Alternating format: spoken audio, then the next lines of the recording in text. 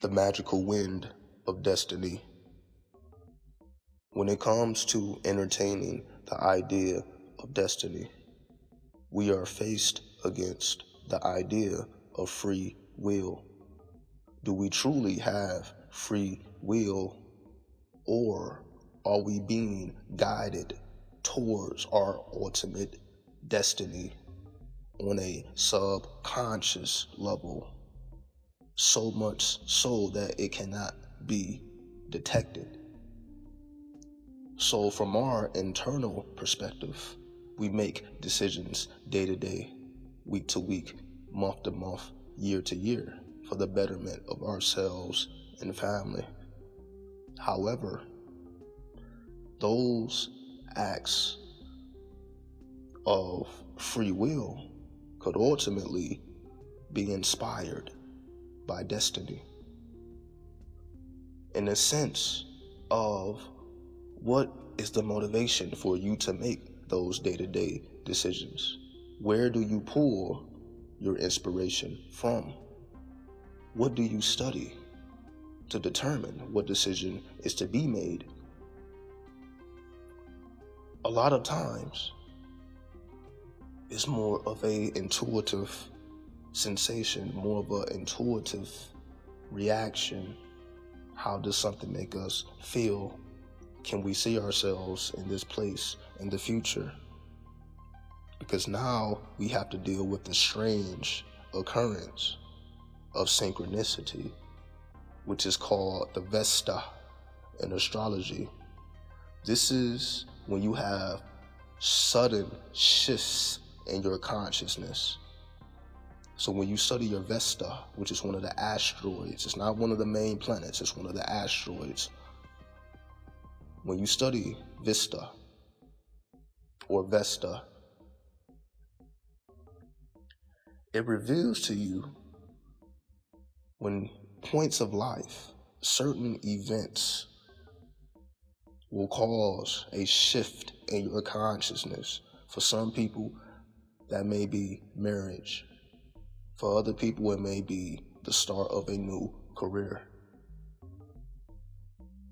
Whatever that shift of consciousness may be related to, when it comes to the magical wind of destiny,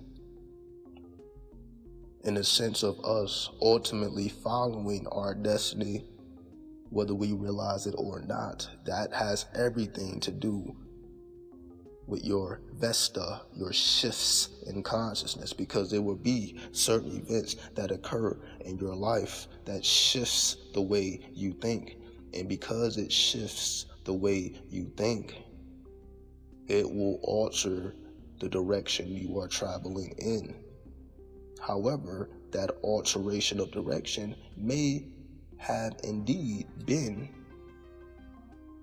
premeditated or predetermined by your higher self for you to activate that energy within to place you on the right path if you were not already on the right path. Because we have the demiurge, which is spoken about in the Gnostic traditions. You have this demiurge, or this Zeus, or this energy that wants to keep you in the cycles of reincarnation. Then you have the soul that wants to supersede the cycles of reincarnation. So we have this pool that wants us to be attached to the lower worlds. Then you have this pool that wants to be released from the lower worlds and transcend. So what determines your transcension or your descension is based upon what do you serve, self or the demiurge. Anything that keeps you bound to this reality is a demiurge, and anything that helps you to levitate beyond this world is the soul. So ask yourself, the soul force or the demiurge? What is leading me in the magical wind of destiny? And if your destiny ultimately is to supersede reincarnation, then it may take you 100 years, 1,000 years, 100,000 years. that is dependent upon how much you allow the demiurge to pull you down and take many, many, many more centuries longer than it had to, versus you get it right by not being attached to anything physically.